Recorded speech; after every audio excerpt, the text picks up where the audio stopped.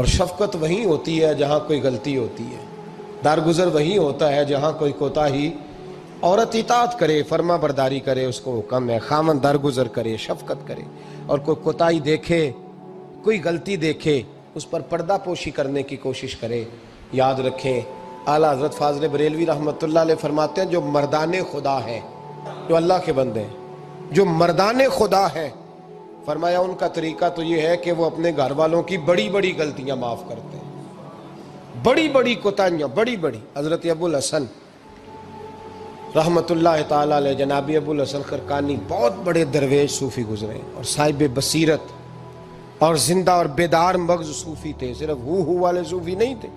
ان کو خبر ہی نہیں کہ معاشرے میں میں کھٹکتا ہوں دل عالم میں کانٹے کی طرح، اور تو فقط اللہ ہو اللہ ہو اللہ ہو۔ حضرت ابو الحسن خرقانی خانقاہ بھی آباد کرتے تھے، اور معاشرے میں کبھی ظلم ہوتا تھا تو بادشاہوں کا جا کے حقہ پانی بھی بند فرما دیا کرتے تھے۔ بڑے بیدار مغز اور بیدار ذہن صوفی تھے۔ حضرت بایزید بسطامی رحمۃ اللہ علیہ کے سجادہ تھے، اور محمود غزنوی آپ کا مرید تھا۔ اب بہت صاحب بصیرت بادشاہ ہوا ہے، وہ آپ کا خدمت گزار تو حاضر ہوتا تھا۔ محمود غزنوی کہتے ہیں جب میں پہلے دن گیا تو بابا جی مجھے اٹھ کے نہیں ملے، بیٹھے بیٹھے سلام کیا، واپس آنے لگا تو مجھے چھوڑنے آئے میری سواری تک، تو میں نے کہا حضرت جی جب آیا تھا تو پوچھا بھی نہیں اور اب چھوڑنے آ گئے۔ تو فرمانے لگے جب تو آیا تھا تیرے اندر تکبر تھا، تو کہتا تھا مولوی بادشاہوں کو اٹھ اٹھ کے ملتے ہیں اس لیے نہیں ملا، اور اب تو سوچ رہا ہے کہ نہیں سارے مولوی ایک طرح کے نہیں ہوتے، اس لیے میں تیری عزت دینا تیرے لیے ضروری سمجھا ہے، اس لیے تجھے چھوڑنے آیا ہوں۔ حضرت ابو الحسن بڑے صاحب بصیرت آدمی۔ ایک آدمی یمن سے آیا کئی 100 کلومیٹر کا سفر طے کر کے ملنے، اس نے دروازے پہ دستک دی، حضرت کے گھر کے دروازے، بادشاہ کے پیر ہیں۔ اندر سے بی بی صاحبہ بولی کون ہے دروازے پہ؟ فرمایا میں یمن سے آیا ہوں یا مصر سے آیا ہوں، بڑی دور سے ملاقات کرنی ہے۔ حضرت صاحب کدھر ہیں؟ تو بی بی کہنے لگی تجھے بھی کوئی کام نہیں جس طرح اسے کوئی کام نہیں، تو بھی فارغ ہے اس کی طرح، بس یہی اللہ ہو اللہ ہو، یہی ڈیوٹی ہے تیری بھی۔ میں نے کہا یار اتنا بڑا صوفی اور گھر میں اس کا کیا حال ہے، وہ بات کرنے والی۔ تو میں نے کہا جناب حضرت کدھر ہیں؟ تو کہنے لگی وہ کوئی جنگل میں بیٹھا اللہ اللہ کر رہا ہوگا، نہ بچوں کی فکر نہ گھر بار کی فکر، مسئلوں سے بھی پیٹ بھرتے ہیں کبھی، ادھر بیٹھا ہوگا، جا ملنا ہے تو بھی چلا جا، دوبارہ دروازے پہ دستک نہ دینا خبردار۔ کہتے ہیں میرے وہ جو میں ایک ذائچہ بنا کے آیا تھا نا اللہ کے ولی کا، وہ میرا سارا ہی ٹوٹ گیا۔ میں نے کہا کچھ نہیں حال، جس کا گھر حال نہیں تو باہر کیا ہوگا، اندر ہی کوئی طبیعت نہیں۔ لوگ فٹافٹ اعتراض کرتے ہیں، کہتے ہیں صاحب فلاں بندے کو نہیں صحیح کر سکے تو، حالانکہ یہ بات اور ہے، یہ پہلو اور ہے۔ نوح علیہ السلام کی بیوی اگر کافر رہ جائے، بیٹا اگر غیر مسلم رہ جائے تو یہ حکمت الہی ہوتی ہے، یہ اللہ پاک کی حکمت ہوتی ہے، حکمت ہوتی ہے، اس میں پیغمبر کی تبلیغ میں کوئی اعتراض نہیں کیا جا سکتا۔ اس نے کہا جنگل میں ہوں گے تو بھی چلا جا۔ کہتے ہیں وہ جو میرے ذہن میں ان کا زاویہ تھا، وہ جو ایک شخصیت کا روپ میں بنا کے وہ تو نکل گیا، لیکن میں نے کہا چل اتنی دور سے آیا ہوں بابے سے میل ہی لیتا ہوں، شام ہو گئی ہے رات بھی رہنا ہے۔ کہتے میں نے جنگل کی طرف منہ کیا تو حضرت جنگل سے آ رہے تھے اور شیر پہ بیٹھے ہوئے تھے، شیر پہ بیٹھے تھے۔ فرماتے ہیں پھر میرے دل میں خیال آیا، میں نے کہا بی بی قابو آتی نہیں اور شیر کو قابو کیا ہوا ہے۔ پھر وسوسہ آیا اتقوا فراست المومن فإنہ ینظر بنور اللہ، رواہ ترمذی او کما قال صلی اللہ علیہ وسلم۔ اللہ کے رسول فرماتے ہیں مومن کی فراست قلبی سے ڈرو، وہ تو اللہ کے نور سے دیکھا کرتا ہے، اللہ کے دیے ہوئے نور سے دیکھتا ہے۔ اللہ اکبر۔ جب یہ بات سنی نا، اس نے کہتے میں نے دل میں سوچی تو حضرت میرے دل کی بات جان گئے اور فرمانے لگے او بھائی، کہتے میں نے کوئی حال بتایا نہیں، خود ہی فرمانے لگے میاں اس کے اندر صرف ایک ہی غلطی ہے کہ وہ زبان کی ٹھیک نہیں، بستر کی بڑی پاک ہے، نظر کی بڑی پاک ہے، کردار کی بڑی اچھی ہے، میرے بچوں کو پالتی ہے، بس زبان کی ذرا ٹھیک نہیں۔ اور فرمانے لگے میں اس نتیجے پہ پہنچا ہوں اگر میں نے اسے نکال دیا تو اور کوئی رکھے گا نہیں، بیچاری زندگی ساری پریشانی میں گزار دے گی، اور پھر اگلے لفظ کہے تو حد ہو گئی، فرمانے لگے میں اس بد زبان سے اس نے سلوک کرتا ہوں، اللہ نے یہ بے زبان مخلوق میری فرما بردار بنا دی ہے۔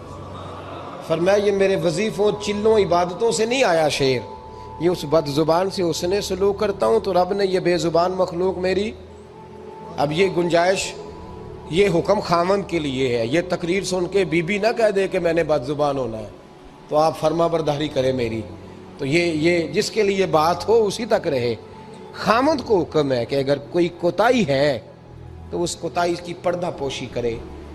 گھر جو ہوتا ہے نا، گھر کچھ چیزیں اجازت نہیں دے رہی میری کہ میں کچھ اور بات آپ سے کروں، کچھ آپ کو نیند بھی آ رہی ہے۔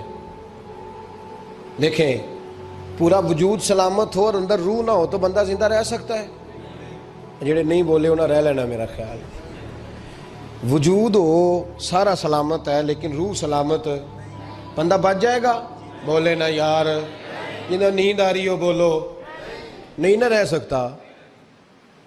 پورے گھر میں ہر شے ہو، ذمہ داری سے بات کر رہا ہوں، پورے گھر میں ہر شے موجود ہو، اگر گھر میں دین نہ ہو تو گھر چلتا نہیں چل سکتا۔ جس گھر میں نماز نہ ہو وہ گھر نہیں چلتا، جس میں قرآن پاک نہ ہو وہ گھر، اس لیے کہ دین روح ہے۔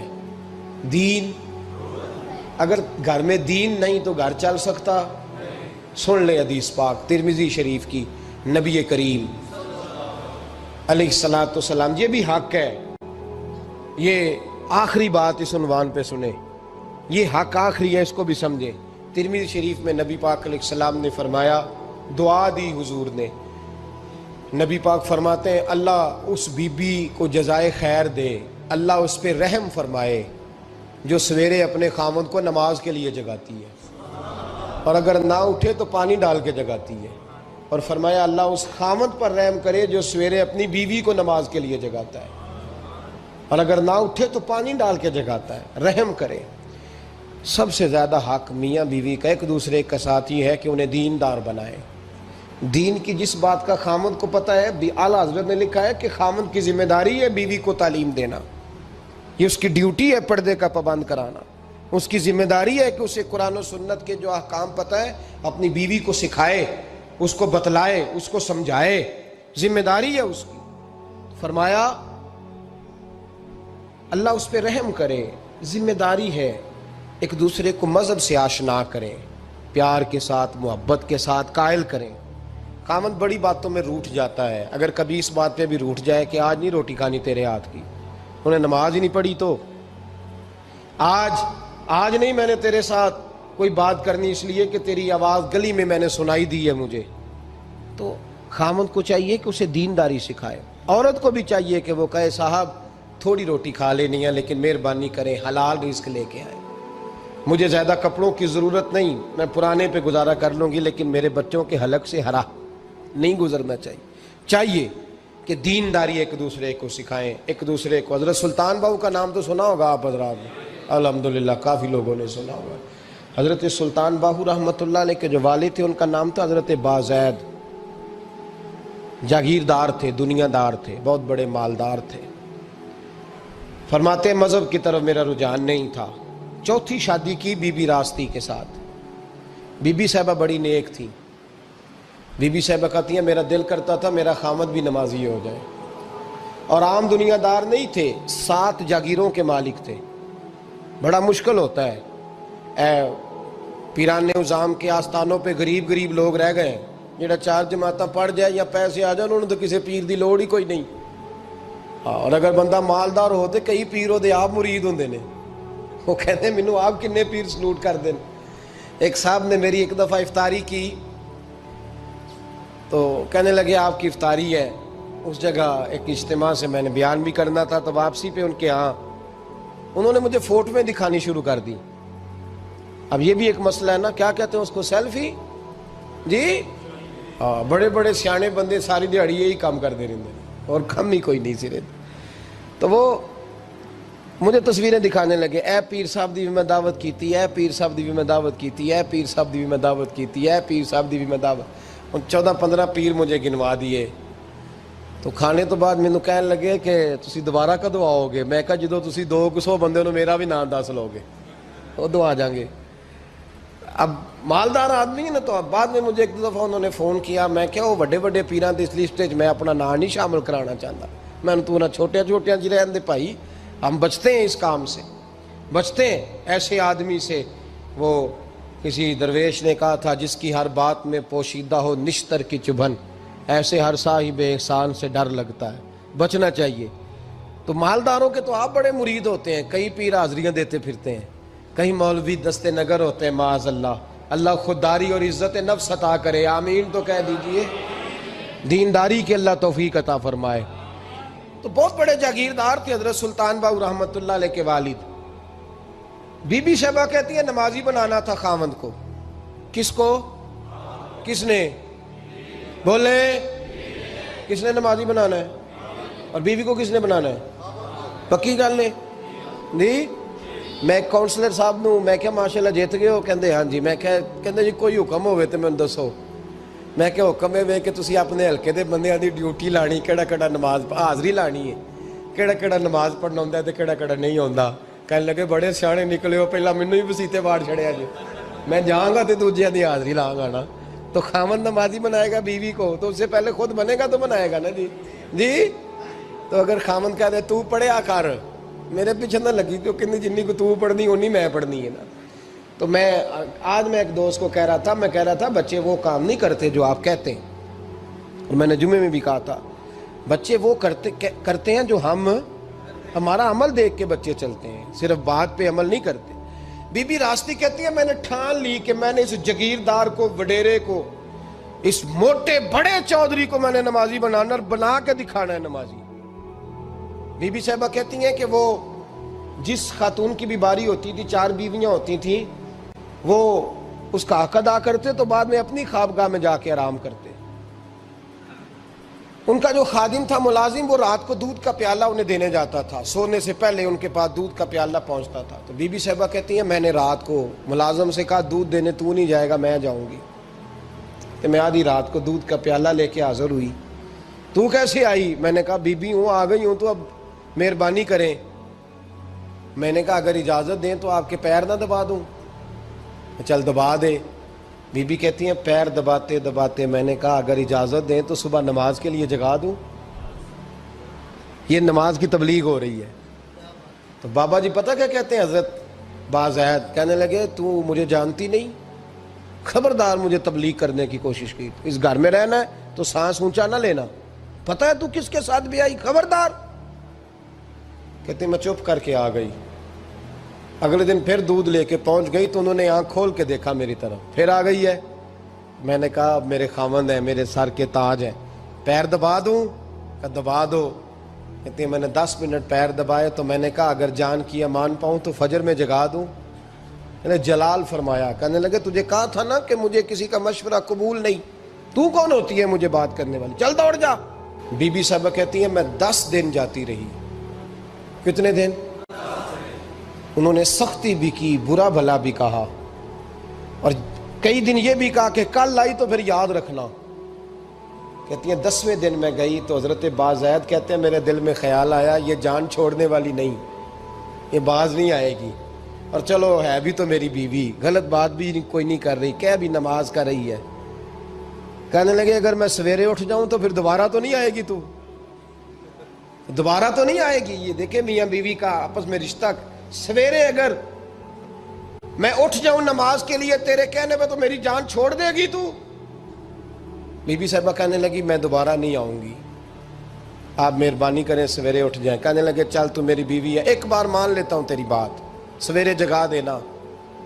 بی بی راستی کہتی ہے میں پہلے سو کے اٹھا کرتی تھی، وہ رات میں سوئی نہیں، کہتی میں ساری رات رو کے گزار دی، ساری رات، اور بیدار رہ کے گزار دی۔ سویرے فجر کے وقت پانی گرم کیا، بغل میں مصلی لیا، خامد کو بیدار کیا، وضو کرایا، اور کہتی ہیں جب وہ اللہ اکبر کہہ کے سنتوں کی نیت باندھی تو میرے اس طرح آنسو گرے جیسے سیلاب آتا ہے اور دریا کا بند ٹوٹتا ہے، اور میں نے رو کے کہا مولا میرے اختیار میں یہیں تک تھا، میں مصلی پہ کھڑا کر سکتی ہوں، میں دل تو نہیں نہ بدل سکتی، وہ تیرے قبضے میں ہے، مقلب القلوب ہے، فضل کر اس کا دل بدل دے۔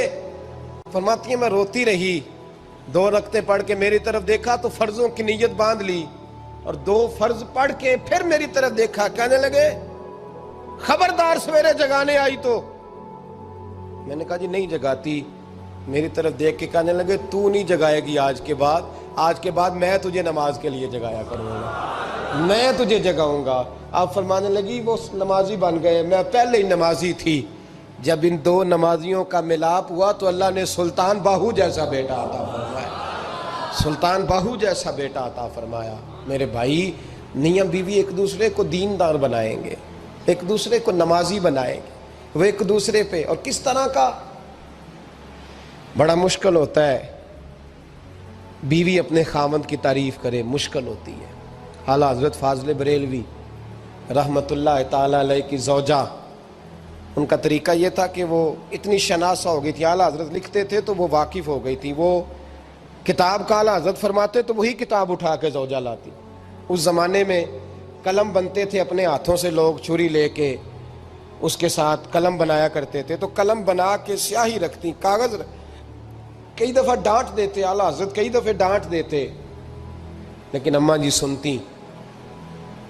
وقت وصال آیا تو ایک دن فرمانے لگے حامد رضا کی ماں، تو نے ساری زندگی مانگا کچھ نہیں، تو نے میری بڑی نوکری کی، میرے دین کے کاموں میں سب سے بڑی مددگار تو تھی، چل کچھ چیز مانگ لے۔ جب دین کے رشتے ہوتے ہیں تو پھر معاملے بھی دینداری کے طے ہوتے ہیں، کچھ مانگ لے۔ بڑا کچھ مانگ لیتی ہیں نا بیویاں، بڑا کچھ۔ اعلیٰ حضرت کی زوجہ کیا کہتی ہیں میں نے آپ کو صبح و شام دیکھا ہے، میں نے آپ کے دکھ سکھ دیکھے، خوشی غمی میں آپ کا رویہ دیکھا ہے، میں نے آپ کو ہمیشہ دیندار اور پرہیزگار پایا ہے، اگر مجھے کچھ دینا ہے تو ہاتھ اٹھا کے میری بخشش کی دعا کر دیں، اور اگر صبح قیامت مجھے ضرورت پڑی تو میری سفارش کر دیں گے۔ اعلیٰ حضرت رو پڑے، یہ دینداری کے رشتے ہیں، رو پڑے۔ فرمانے لگے تیرے ساتھ وعدہ ہے، مصطفیٰ کریم صلی اللہ علیہ وسلم کے صدقے احمد رضا جب جنت میں جائیں گے تو تجھے ساتھ لے کے جنت میں جائیں گے، ساتھ لے کے جائیں گے۔ تو بھائی دینداری بنائیں، ہن لباس لکم وانتم لباس لہن، وہ تمہارا لباس ہے اور ان کا لباس ہو۔ رمضان شریف آ رہا ہے، ارادہ کر لیں کہ تراویحیں ساری جماعت کے ساتھ پڑھنی ہے، پڑھیں گے انشاءاللہ تعالی۔ نوجوانوں سے میری گزارش ہے، جوان بچوں سے، ضروری کوئی مذہبی چیز آپ نے دیکھنی ہو، سننی سنانی ہو تو ٹھیک ہے، ورنہ رمضان میں موبائل استعمال نہ کریں، مہربانی فرمائیں، ارادہ کریں۔ اگر کبھی مجبوری بن جائے نا تو ہسپتالوں میں بھی 2-2 گھنٹے بندے کو ایک ٹانگ پہ کھڑے ہونے پڑ جاتا ہے، پاسپورٹ کے دفتر لوگ کھڑے رہتے ہیں، شناختی کارڈ کے دفتر کھڑے رہتے ہیں۔ ارادہ کرو قرآن پاک سننے کا، اور مسجد میں حاضر ہو کے با جماعت 20 تراویحیں پوری پڑھو، اور عشاء سے پہلے آؤ، سنتیں ادا کر کے مسجد میں نماز پڑھو۔ اور روزہ کوئی شیطانی وسوسہ قریب نہ آنے دو، روزے رکھنے ہیں اور انشاءاللہ رکھنے ہیں، پورے رکھنے۔ مزدور آدمی جو مزدور ہے وہ کہتا ہے میں مزدور ہوں، میں کیسے رکھوں؟ اور خدا کے بندے، رب تعالیٰ نے تیرے اوپر فرض کیے ہیں، وہ کہتا ہے میں وہ چیز فرض کرتا ہی نہیں جو تو اٹھا نہ سکے، اس کو پتا تھا ہم رکھ لیں گے تبھی فرض کیے نا۔ اور مزدور کو تو اللہ اجر بھی زیادہ عطا کرتا ہے، کسی وسوسے پہ نہ لگے۔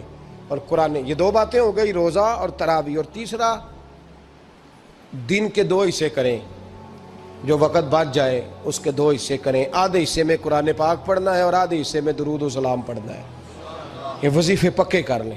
اور جو لوگ غریبوں کی مدد کرتے ہیں، مسکینوں کی، یتیموں کی، ان سے میری گزارش ہے کہ وہ مہربانی کریں تو 1 رمضان کو لوگوں کے ساتھ تعاون کریں۔ کس تاریخ کو جی؟ بولے قاری صاحب نے سوٹ کدن دین دے ہو جی، تاکہ کوئی درزی سی کے نہ دے وے، ایک ادھر پاہن آنا لے وے سوٹ، مولوی بھی نواں، یہ ساڈا مولوی یہ تے پرانے دی چنگا لگتا ہے، اور پہلے دے میاں یہ کام بھی پہلے کریں تاکہ وہ سلا لیں اور سلا کے پہن لیں۔ میری باتوں کی سمجھ آ رہی ہے آپ حضرات کو؟ غریب کے ساتھ، مسکین کے ساتھ، جس کے ساتھ بھی کوئی تعاون کرنا ہے وہ پہلے کریں، پہلے اپنے بچوں کو کپڑے بعد میں اور غریبوں کے بچوں کو پہلے، تاکہ وہ شریک ہو، رمضان میں شریک ہو، کسی کو سودا پہلے دیں، جو پہلے کرنے کے کام ہیں ان کو پہلے کریں، مہربانی فرمائیں۔ رمضان کی نیت کریں، ارادہ کریں، اپنے اندر ذوق پیدا کریں۔